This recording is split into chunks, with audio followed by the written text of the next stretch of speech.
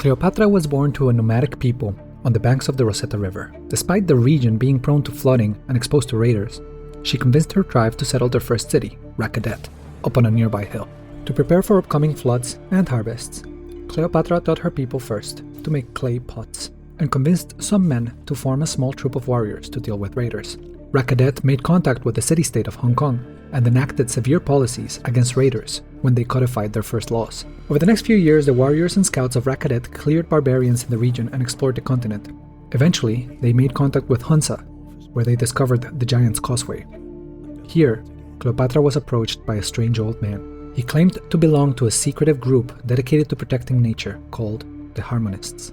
Cleo thought of the floodplains of her homeland and how no one seemed to see their beauty other than her. She asked the old man how she could help the Harmonists, and he told Cleo to look for the ley lines, the invisible threads of nature that nourished the world. As Cleopatra became of age, she ascended the throne to become the ruler of her people. She became a pharaoh, a goddess on earth, and in her pantheon, a goddess of the earth. Hercules arrived soon after. He asked to become her champion, and she tasked him with building 3 preserves so that nature would always be protected in her lands. The world entered a new era, and Cleo instructed her people to be curious about the world, to discover its beauty by understanding it. Around the time Hercules completed the second preserve, Cleo enlisted the help of a diplomat, Amani, to establish relations with the people of Valletta. It wasn't long before Apu, the third city, was founded, and Hercules completed his final task. Her people continued to scatter any raider encampments before they could pose a threat. Cleopatra embraced autocratic rule, as the society she ruled over became more numerous and complex. Slowly, she became enmeshed in the politics of surrounding nations and met one, Julius Caesar, who instantly took a liking to Cleopatra and sought her favor. Cleo liked Julius, and she remained friendly but cautious, knowing man's passion was a fleeting thing. She focused instead in developing economic ties between their nations. Around this time, Hercules, who had been a dear friend to Cleo, passed away from old age, leaving behind a small memento, a relic that Cleo could remember him by. A great prophet urged Cleopatra to spread her belief and values beyond her lands, leading to the creation of the beauty doctrine. This new religion had 2 simple tenets. 1. Relics would be observed as sacred objects of power in memory of her dear friend Hercules. And 2. Tolerate not those who harm the earth. She also commissioned a galley, for it was time to find other lands and other peoples to spread the values of the earth goddess and the beauty doctrine. As the world entered a new age, the old man that Cleo had met at the Giant's Causeway showed up in the throne room. Generations had come and gone since they first met, and neither had aged. The man praised Cleo for the preserves Hercules built and taught her how to enjoy the bounties of protected spaces without harming nature. These principles would later become the basis for agroecology. However, before Cleo could thank him, the man vanished. A Sphinx statue was erected near the preserves to remind humankind of their interconnectedness with the animal world and to celebrate Cleo's fondness for cats. Missionaries from distant lands began to invade the land and slowly sway the people away from the beauty doctrine. An apostle of the faith chased them away, but the damage had been done, and even in Cleo's lands, the faith began to waver. To inspire her people again, Cleo ordered the construction of 2 massive temples, Mount Saint-Michel and the Meenakshi Temple. With a heavy heart, Cleo even authorized the clearing of a forest to gather the materials needed for the construction of Mount Saint-Michel. Excited for the upcoming wonders, Cleo insisted on evangelizing the beauty doctrine and established a new tenet. Followers of the faith were now expected to take a pilgrimage to the holy cities once in their lifetime and walk amongst their groves, so they could spread the word of the beauty doctrine when they returned home. One such pilgrim pointed out that an exact replica of the Meenakshi temple already existed in Macedon. The architect who devised the temple was banished over plagiarism, and the project was scrapped. One of Cleopatra's advisors, Reina, suggested managing the undeveloped forests to generate revenue. Shortly after Mount Saint-Michel was completed, a congress of the world's leaders was convened. Cleo charmed the other world leaders and got them to declare the beauty doctrine the world's religion. Bolstered by this declaration, a series of debates between apostles of the doctrine and those of other faiths convinced all in attendance of the values of the doctrine. Where faith had wavered before, now had renewed fervor to tend to nature. And the word spread all the way to a city of Ramses II, the sun god. He could not stand that one of his cities would follow the beliefs of the earth goddess, so he denounced Cleo before the world. For the first time, Cleo looked east and saw the might of Ramses' army. Cleo took advantage of Julius Caesar's affections for her and secured a defensive alliance with Rome. Ramses II would not attack them both. It was around this time that the nearby city of Bandar Brunei rebelled and declared its independence from its former conquerors. Hercules escaped from the Hades and returned from the dead to serve Cleo once more, along with Hippolyta, who had joined Hercules on his journeys and now pledged herself to Cleopatra. A golden age dawned, and Cleo promised her people that she would reach beyond her lands and expand the kingdom beyond this continent. The free city of Bandar Brunei asked to join Cleopatra's nation. In anticipation of a conflict with Ramses II, Cleo hired a military consultant and sent him to the border cities, and soon after, the city of Gangneung declared its independence from Korea. Around this time, the former city-state of Valletta was captured and razed to the ground. Horrified, Cleopatra noticed that a lot of her allied independent states were falling to conquerors and decided she could not remain idle as war ravaged the land. She mobilized her army and captured Gangneung before its sword fealty to the sun god. The people of Gangneung did not take the occupation lightly, and when Cleopatra heard the rumors of a rebellion, she sent her castellan to pacify the city. With her army on the border and with Ramses II's army diminished from recent conflicts, Cleopatra saw an opening to attack, but hesitated because Ramses had allied himself with Korea. She began to reposition her army to blitz through the sun god's lands before his allies could react.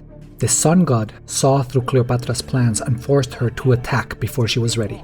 Elsewhere, Cleopatra had fallen out of favor with the rest of the world. She participated in a relief effort for Macedon after a natural disaster, in the hopes of improving relations and reconciling the Ptolemaic lines. As the war raged on and Cleopatra's armies captured Memphis, the supply line to the front lines strained. The conquered cities proved hard to hold and were constantly threatening rebellion. In the hopes of improving diplomatic relations, Cleo commissioned the Potala Palace, a magnificent palace that would impress foreign diplomats in spite of only having one bathroom. Both Hercules and Hippolyta died while trying to take the city of Thebes. And as Cleopatra looked at her war-weary people and the Korean army forming behind her, she decided it was time to make peace with Ramses. But even as she signed the ceasefire, she vowed to herself that one day she would vanquish the sun god and unify Egypt. A foreign spy severely injured the dean of Rakadet University, Pingala. Cleopatra began to see enemies everywhere. In spite of her charitable initiative towards Macedon, Alexander had still denounced her, and Korea had refused to sign the peace agreement. Both of the cities that Cleopatra captured during the war rebelled, and so did Aquileia, a small city on the border with Rome. Cleopatra enlisted the help of Hong Kong to recapture Memphis, while she finally brokered a peace deal with Korea. The Industrial Revolution gave hope to Cleopatra that in this age new technologies would help her pacify the world under her rule. Around the time that her armies recaptured Thebes and Aquileia decided to join her sprawling nation, the principles of conservation were first described at a lecture in the University of Rakadet. Inspired, Cleopatra remembered what was at stake, and she reignited the war with Ramses. But the world now saw her as a warmonger and declared a military emergency against her. Even her old friend Julius Caesar voted in favor of the declaration. With a world war looming, Cleopatra took a stroll through the old preserves that Hercules had built. She fell asleep in one of the many groves and dreamt of the harmonists. In her dream, the old man told her that the world's summer had ended and that in the incoming autumn, many would be tempted to exploit the earth, that the ley lines must be protected through the turmoil, and that in return, nature would provide for and nourish her people. With renewed fervor, through some clever political maneuvering, Cleopatra had the beauty doctrine declared the world's religion once again. Although Cleopatra hadn't aged, she felt the weariness of the world. She ordered the construction of a new palace, one where she could rule from in isolation from the rest of the world. No one other than Cleo and a handful of servants were allowed in. It became known as the Forbidden City. On the war front, the supply line was strained. Ramses held the line, and Korea began to mobilize a modern army behind her. Cleo was forced to placate Korea with an unfavorable peace agreement. But even then, Ramses managed to recapture Thebes. Ramses offered a peace deal shortly after, but Cleopatra, now wrathful, declined. She retook Thebes, then sieged and captured the nearby city of Immun and established it as a base of operations for the war effort. As the world entered modernity, archaeologists brought Cleo artifacts from past eras, but before she could reminisce, the world reignited its war against Egypt, and this time her old friend Caesar joined her enemies in the attack. Cleo knew then that this age would also need to be focused on the war effort. After a brief invasion from the Allied forces, Cleopatra embraced fascism as a way of supporting the nationalism that fueled the war. Soon, Cleopatra captured Sais, and the Roman city of Ostia rebelled in disgust of Julius's betrayal. Cleopatra began constructing railroads to mobilize her troops to the front lines. She hoped that one day, trains wouldn't have to run on coal and that cleaner technologies might emerge. But Korea had no such reservations about coal, so along with the war effort, Cleopatra began a widespread reforestation campaign throughout her empire. She knew that trees could heal the air that Korea had begun to pollute. Cleo also established several national parks as her armies captured Aketan and Abydos. The reinvigorated natural beauty of the Earth Goddess's lands inspired the cities of Antium and Ostia to swear their fealty to Cleopatra. Cleo's armies continued to push, and she liberated the Vatican and Mogadishu, which had been conquered long ago by Ramses and Songjak. She did not claim these cities, and instead guaranteed their independence. As the tides of the war turned, Rome itself declared its emancipation from Caesar's rule. And when the sun god's last city fell and Egypt was finally unified, Caesar himself came crawling back, asking for Cleo's forgiveness. Cleo could see through the Caesar, and although she didn't trust her old friend anymore, she looked upon her empire and saw the devastation of the land after the war and decided to accept Julius's peace offer. And yet, when Rome requested to join the consolidated Egypt, Cleopatra welcomed the city in spite of the Caesar's objections. As the world entered the atomic age, Cleo decided it was time for the Earth to heal.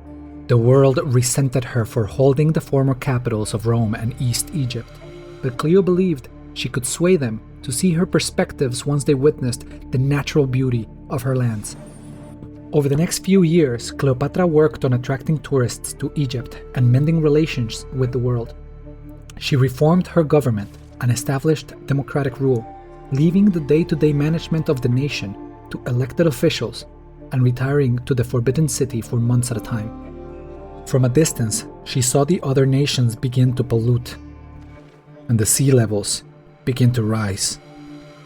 But Cleopatra never fully let go of power. In this time, she exerted her influence through spies and intrigue, knowing that for the world to reconcile with Egypt, she would need to officially remain only a figurehead.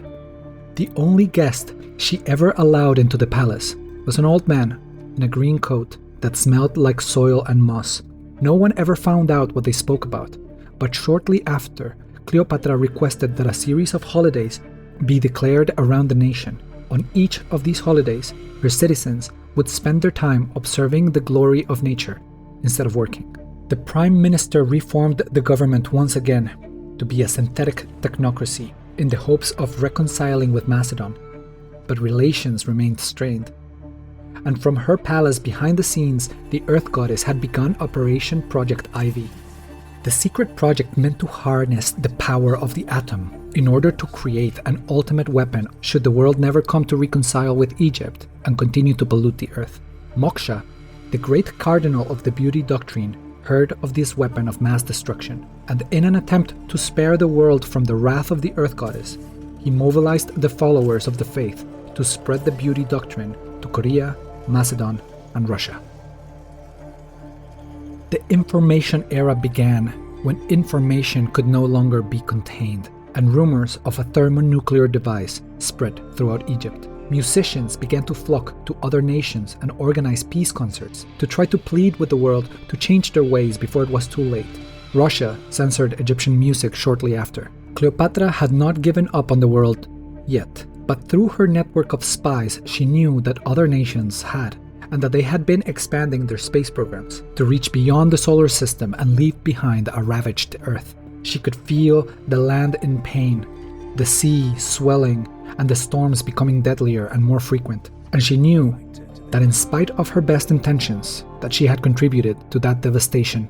She invited renowned rocket scientist Sergei Korolev to her palace, but had him assassinated as a way of sabotaging the ongoing space race. When Alexander banned Egyptian music in Macedon, she appealed to the president of Egypt to reform the government once more. Egypt became a digital democracy, and shortly after, Russia and Macedon unbanned Egyptian music as a gesture of goodwill. But it was too late. Peter of Russia was about to achieve his space ambitions, and Cleo had mobilized a jet bomber with a nuclear payload towards St. Petersburg.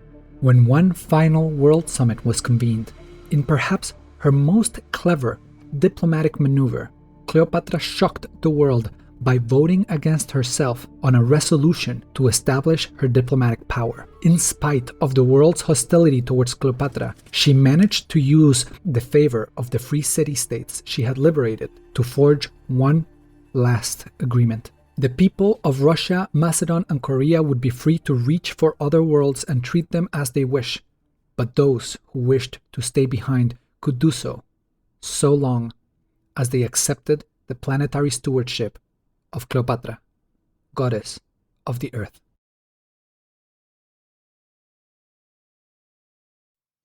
This was a fun experiment. Let me know what you think of this format in the comments below, or come to Discord to share your thoughts there. If you like this video, like it. And if you like games and the environment, consider sharing this video and subscribe. And if you want to support this project, check out our Patreon and our Ko-fi. This has been Phil Ferry. Thanks for watching, and remember to hit pause and touch grass.